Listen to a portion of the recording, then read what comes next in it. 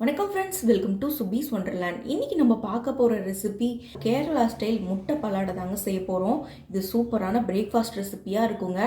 அது மட்டும் இல்லைங்க, குழந்தைங்க ஸ்நாக்ஸ்ன்னு கேட்கும்போது டக்குன்னு செய்யக்கூடிய ஒரு ஸ்நாக்ஸ் ரெசிபியாகவும் இருக்கும். ரொம்ப குயிக்காக பண்ணிடலாம். வாங்க ஃப்ரெண்ட்ஸ், இந்த சுவையான முட்டை பலாடை எப்படி பண்ணலாங்கிறத பார்க்கலாம். ஃபஸ்ட்டு இந்த ரெசிபி செய்யறதுக்கு 1 கப் அளவுக்கு மைதா மாவு எடுத்திருக்கேன். இதில் ஒரு 1/4 டீஸ்பூன் அளவுக்கு மஞ்சள் தூள் சேர்த்துக்கிறேன்.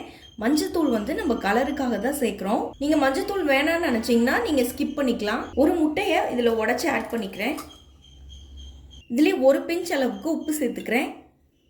2 ஸ்பூன் அளவுக்கு சுகர் ஆட் பண்ணிக்கிறேன். சர்க்கரை நீங்கள் உங்கள் டேஸ்ட்டுக்கு தகுந்த மாதிரி பார்த்து கூடுதலாகவோ குறைச்சலாவோ ஆட் பண்ணிக்கலாம். இப்போ இதை நல்லா மிக்ஸ் பண்ணிக்குவோம். இதிலே கொஞ்சமாக தண்ணி சேர்த்துக்குவோம். நமக்கு தோசை மாவெல்லாம் இருக்கும் பார்த்தீங்களா, அந்த கன்சிஸ்டன்சிக்கு இதை நல்லா மிக்ஸ் பண்ணி எடுத்துகிட்டு வந்துக்கலாம். பாருங்கள், இந்த மாதிரி எந்த கட்டிகளும் இல்லாமல் இந்த கன்சிஸ்டன்சிக்கு மிக்ஸ் பண்ணி எடுத்துக்கணும். இப்போ இதை தனியாக எடுத்து வச்சுக்குவோம். இப்போ ஸ்டஃபிங் ரெடி பண்ணுறது எப்படிங்கிறத பார்த்துடலாம். தேங்காய் 1 கப் அளவுக்கு துருவி எடுத்துகிட்டு வந்திருக்கேன். இதில் ஒரு 4 டேபிள் ஸ்பூன் அளவுக்கு சுகர் ஆட் பண்ணிக்கிறேன். சுகர் உங்களுக்கு விருப்பம் போல் உங்களுடைய ஸ்வீட்னஸ்க்கு தகுந்த மாதிரி பார்த்து ஆட் பண்ணிக்கோங்க. இதுலேயே 1/2 ஸ்பூன் அளவுக்கு நெய் ஆட் பண்ணிக்கிறேன். இதை நல்லா மிக்ஸ் பண்ணிக்குவோம்.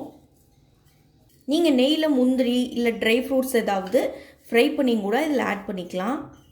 இப்போ அவ்வளோதாங்க, நமக்கு ஸ்டஃபிங் ரெடி ஆயிடுச்சு. இப்போது ஒரு பேனை ஹீட் பண்ணியிருக்கேன். இப்போ நம்ம மிக்ஸ் பண்ணி வச்சுருந்த பேட்டரை தோசை மாவுக்கு ஊற்றுற மாதிரி ஊற்றி எடுத்துக்கலாம்.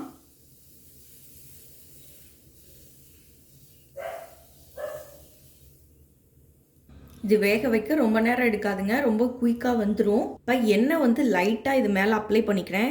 பாருங்கள், ஒரு பக்கம் நல்லா ஃப்ரை ஆயிடுச்சு. அடுத்த பக்கம் திருப்பிக்குவோம். இந்த பக்கமும் வெந்து வரட்டும். இப்போ இந்த பக்கமும் திருப்பியாச்சு. இப்போ நம்ம இதை எடுத்துக்கலாம். இதே மாதிரி எல்லா மாவையும் ஆப்பம் மாதிரி சுட்டு எடுத்துகிட்டு வந்துக்கலாம். இப்போ நம்ம இந்த மாதிரி நல்லா சுட்டு எடுத்துகிட்டு வந்தாச்சு. பாருங்கள் எவ்வளோ சாஃப்டாக இருக்குன்னு. இப்போ நம்ம இது சென்டரில் ஃபில்லிங் வச்சுக்கலாம்.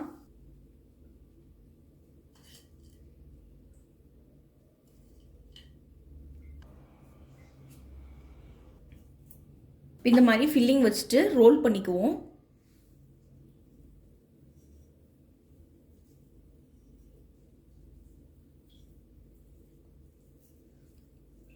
இதே மாதிரி நம்ம மற்றது எல்லாத்தையும் ரெடி பண்ணி எடுத்துகிட்டு வந்துக்குவோம்.